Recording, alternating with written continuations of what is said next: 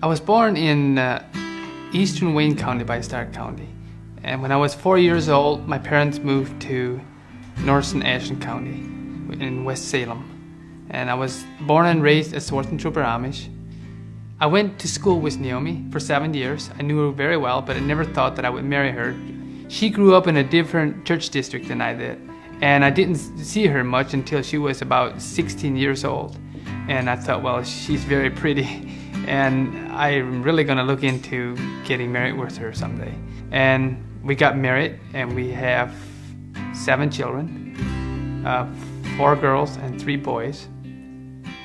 And I really liked the Amish lifestyle a lot when I grew up, but I never found peace in the Amish religion. I had a big struggle with why God would torture his people for all eternity.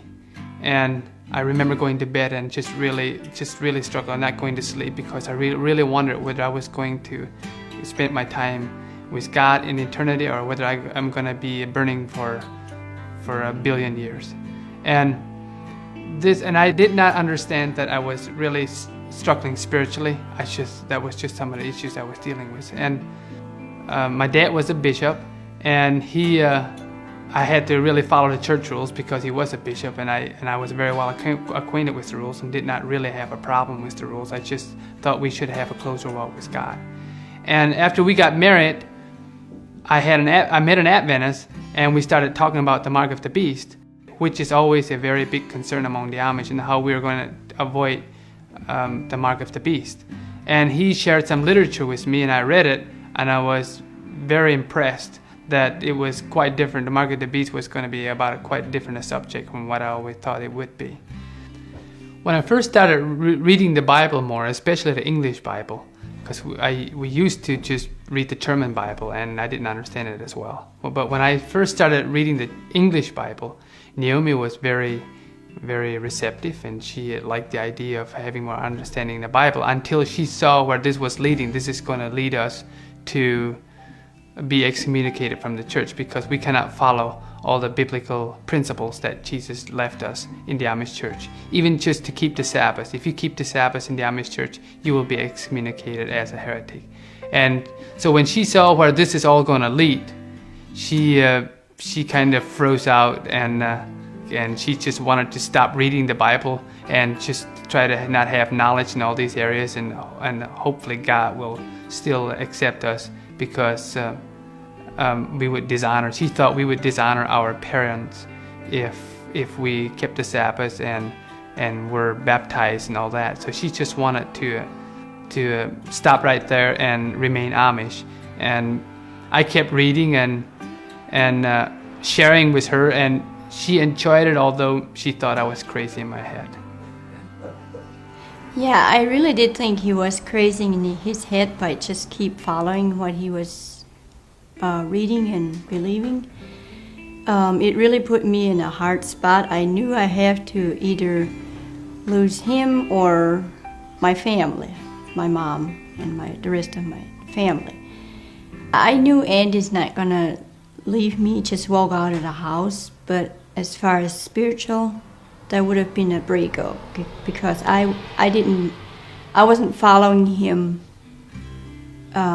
where he was going. I knew he was on the right track, but I was just way behind.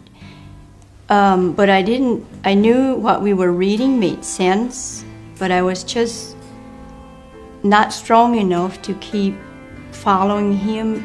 I didn't want to lose anybody. And I started realizing how much controversy this is going to bring in. They're going to excommunicate us from the church, which that means they're not going to buy or sell or eat with us, or I'm not going to be able to help my mom because she was living here with us at the time. And I wanted to do what was right, what God wants us to do. So I just decided I'm going to follow him, and whatever that brings in my life, I'm sure God will lead us out. It looked kind of dark for a while, but I think it was all worth it. I'm not offended that the Amish shun us, because I know they're just trying to do the right thing to show us that we are misled and that we have been deceived. I really appreciate the Amish, the way they stand up for principle. They think that if you leave the church, you're deceived, you're misled, and that is their duty to bring you back into the fold by shunning you and even starving you if they have to bring you back into the fold. So that made it very easy for us to become Seventh-day Adventists, because we were taught that it's a life and death situation. When there's church rules, when God laid rules for you, you die for them. You don't cross that, even if it means you die for it. So that made it very easy to become Seventh-day Adventist. I do not enjoy being different in the community. I mean, if you saw me out in my fields, you won't know me any different from any other Amish.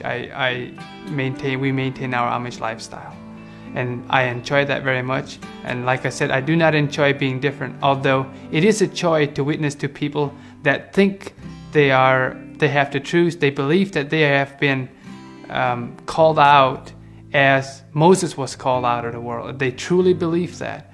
And so really you cannot go talk them out of their beliefs. You have to show them a better way. And you're just the fact that you have peace in your heart.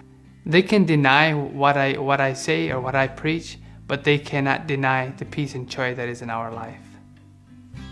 We started observing the Sabbath in February of 2014. 6 months later, we were baptized and became members of the Seventh-day Adventist Church. And I have a real burden for the rest of the Amish, because I know they would make very wonderful Adventists, because they have been taught the right principles, simple lifestyle.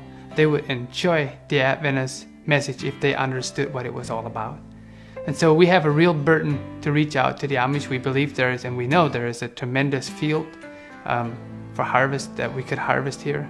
And there's many people leaving the Amish churches because they're not finding spiritual, or they're not finding their spiritual needs in the Amish. And so we know there's tremendous potential in the Amish community for witnessing. And as a matter of fact, just last night we had an Amish couple stop by, and they told us that they're planning to start keeping the Sabbath, and they were very willing to worship with us. Now we are on a mission to build a local Seventh-day Adventist church, partly because it is essential for us to have a local church where the Amish can depend on going to if they do leave the Amish church. They need a local church where they can worship, and also a school. We're planning to have the church and the school together if we can get the funds for it. And we have local Seventh-day Adventists or Seventh-day Adventists that are within driving distance, that are supportive, and they will come and help us get the church started and attend the church and help make it a go. We are all happier and healthier since we decided to surrender our life to God, and we really believe it was all well worth it. We thank God for bringing us out of darkness into light, because we really believe this is the truth. We believe that this is a fulfillment of prophecy, that God will reach out to all nations, kindreds, tongues, and peoples, and that includes the Amish. And it is our duty as Amish people to make it possible for the Amish to be part of this message, and to come out and worship God, the true God, and keep the Sabbath, which is the sign of the true God.